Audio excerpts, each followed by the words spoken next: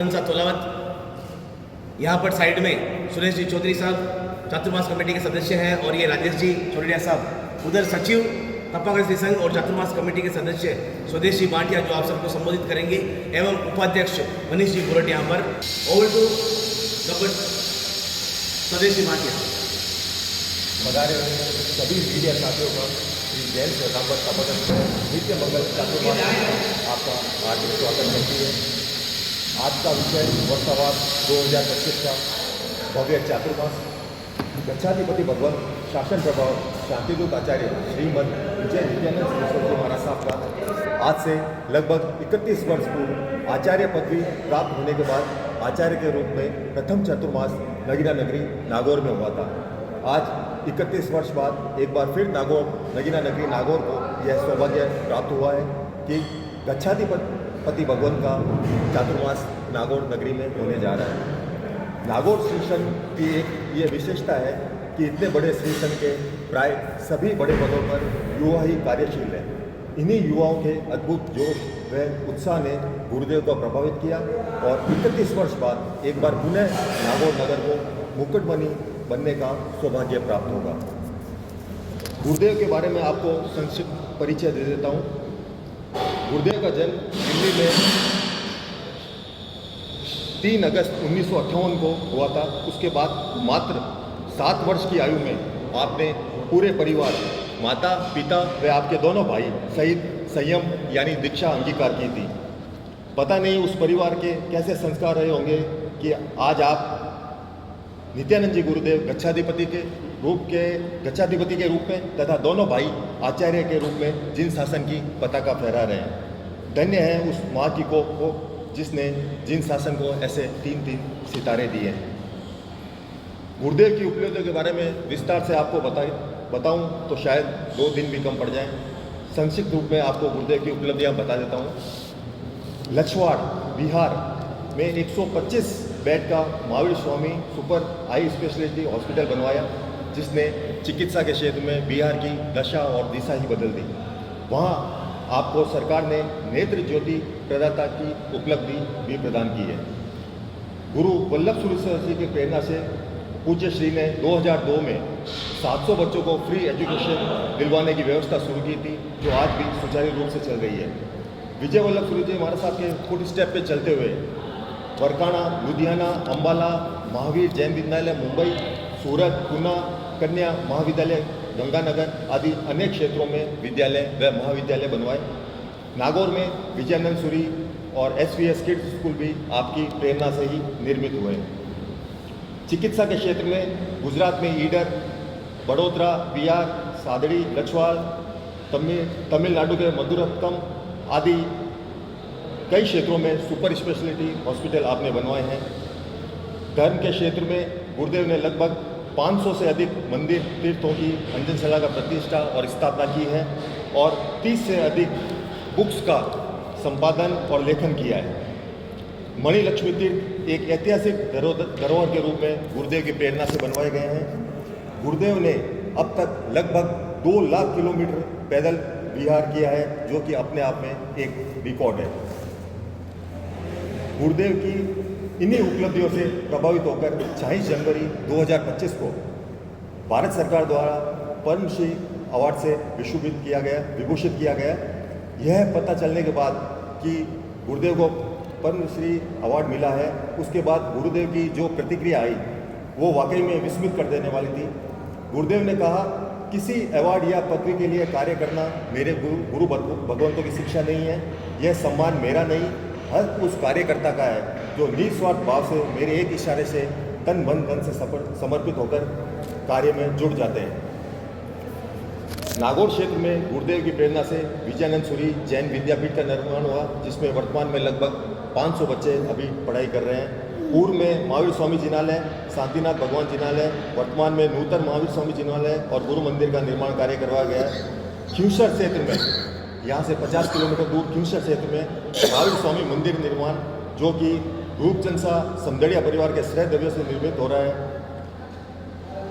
वो भी गुरुदेव की निष्ठा में बन रहा है। चातुर्मास का मुख्य प्रवचन स्थल ये जो अभी आप यहाँ ये प्रेस कॉन्फ्रेंस हो रही है, अमरचंद मानकचंद बेताला जैन भवन, इसका भव्य रिनोवेशन जो कि श्री गौतम चंद साहब बेताला मुंबई परिवार की तरफ से करवाया जा रहा है।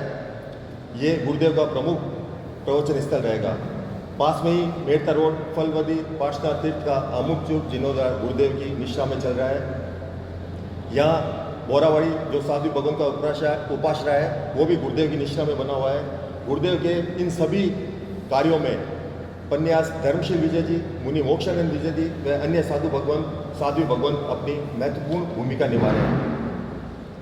आगामी 5 जुलाई को गुरुदेव का भव्याति भव्य नगर प्रवेश होगा, जिसमें मुख्य आकर्षण के रूप में हेलीकॉप्टर द्वारा पुष्प वर्षा, 3 हाथी, 21 घोड़े, 21 ऊंट, 4 विंटेज कार्स, बगियाँ, झांकियाँ और विभिन्न राज्यों की मंडलियाँ, 7 नागौर के बैंड, बाहर के बैंड, ढोल आदि शामिल है। देश विदेश से लगभग 3000 गुरुभक्त 4 तारीख को और 5 तारीख को नागौर पधार रहे हैं, जिनकी व्यवस्था के लिए आसपास के लगभग 70 किलोमीटर तक सभी होटल्स, मैरिज गार्डन, धर्मशालाएं बुक की गई है। चातुर्मास की तैयारी के लिए हमारे अध्यक्ष साहब के नेतृत्व में लगभग 100 जनों की टीम पिछले 6 महीने से जी जान से जुटी हुई है। प्रवेश पशु प्रदर्शनी स्थल, जिसे हम रावण का चबूतरा भी कहते हैं, वहाँ से प्रारंभ होकर शहर के विभिन्न मार्गों से होता हुआ महावीर स्वामी जैन मंदिर भगत सागर में संपन्न होगा, जहाँ अति भव्य 1 किलोमीटर तक की रंगोली तथा महलनुमा प्रवचन डोम तथा भोजन मंडप का निर्माण किया गया है। आगामी 9 जुलाई से चातुर्मास प्रारंभ होगा। चातुर्मास के अंदर निम्न आराधनाएं निरंतर चालू रहेगी। 9 जुलाई को चातुर्मास का शुभारंभ होगा। उसके बाद हर माह भव्य संक्रांति महोत्सव, गुरुदेव का जन्म दिवस व न्यात स्वामी महोत्सव का आयोजन किया जाएगा। 29 जुलाई को नेमिनाथ प्रभु का जन कल्याणक, 15 अगस्त को स्वतंत्रता दिवस के साथ राष्ट्र ध्वज का कार्यक्रम, पर्वाधिराज पर्यूषण पर्व की भव्य आराधना, पोथा जी की भव्य भक्ति, पालना जी की भव्य भक्ति, आपके पिताश्री मुनिश्री अनेकांत विजय जी की 55वीं पुण्यतिथि, आचार्य विजय वल्लभ सुरेश्वर जी की 71वीं पुण्यतिथि, 27 सितंबर 2025 को श्री माणिकभद्र वीर जन प्रकट, 29 सितंबर को आसोद माती शाश्वत होली, इंद्रदीप सुरेश्वर जी का 103वां जन्म दिवस, दीपावली पर्व की आराधना, वल्लभ सूरी जी की जन्म जयंती, कार्तिक पूर्णिमा, हर रविवार को विशेष अनुष्ठान और स्वामी महोत्सव का आयोजन, उद्यान तप मोक्षमाला की भव्य आराधना, छरी पालित संघ नागौर से मेड़ता रोड और भी जो भी आयोजन होंगे छरी पालित संघ का आयोजन। इस तरह विभिन्न तरह के तप की लड़ियाँ यहाँ चलेगी। हर रविवार बच्चों की धार्मिक पाठशाला चलेगी। प्रतिदिन महिलाओं के लिए धार्मिक पाठशाला होगी। ऐसे अनेक धार्मिक कार्यक्रमों से ये चातुर्मास ओतप्रोत रहेगा। चातुर्मास में देश भर के ख्यातिनाम गायक कलाकार शिरकत करेंगे और अपने भक्ति के रंग से भक्तों को झुमाएंगे। नागौर से भी जो भी बाहर शहरों में नागौर के परिवार रहते हैं वो सभी अपना यहाँ घर खोलकर यहाँ धर्म आराधना में भाग लेंगे। 4 महीने का चतुर्मास होगा और भी आयोजन होंगे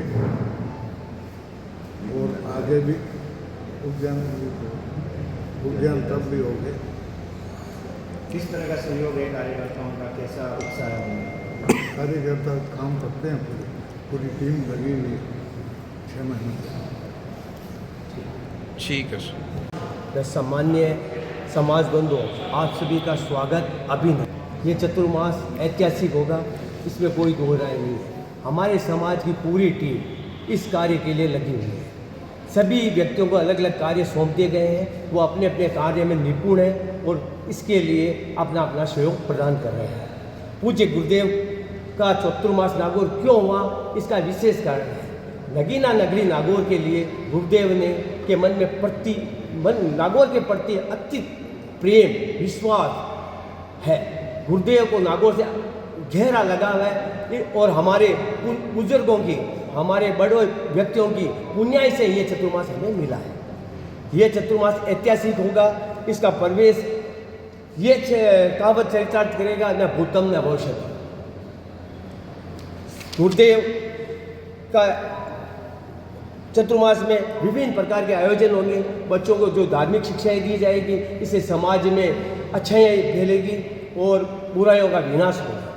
गुरुदेव की निष्ठा में हर बच्चा प्रभु भक्ति, प्रभु पूजा, धार्मिक अनुष्ठान में सहयोग करेगा और धर्म के प्रति उसकी रुचि बढ़ेगी।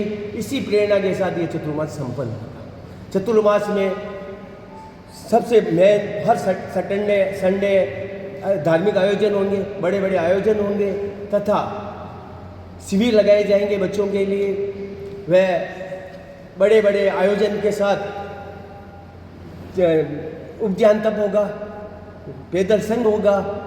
इसमें गुरुदेव के साथ लोगों को चलने की भावना होगी, धर्म चर्चाएं होगी।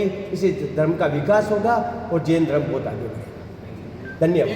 अभी जैसे गुरुदेव ने कई जगह स्थित अस्पताल खुला है, स्कूलें खुली है, तो इस बार भी नागौर में कुछ बड़ी सौगात मिलने की संभावना है क्या? मैं आपको बता दूं, इसकी घोषणा हम पहले नहीं करना चाहते हैं। गुरुदेव के श्रीमुख से भी इसकी घोषणा कर दी जाएगी। गुरुदेव का विचार यहाँ हॉस्पिटल बनाने का है, अस्पताल के साथ साथ धर्मशाला भी बनाने का है, और भी कुछ है। वो सारे गुरुदेव अपने मुख्यमंडल से प्रसन्न हैं। गहरी इच्छा है। उम्मीद तो कर सकता है सर, उम्मीद से हाँ है, पूरी हुई है। नहीं, आने के बाद जो भविष्य की योजना है वो ये गुरुदेव के आने के बाद में जो है सकल संघ कहाँ से आएंगे?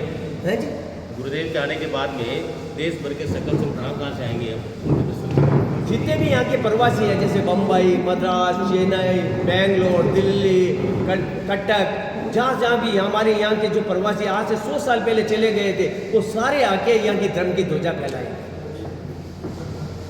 कुल मिलाकर नागौर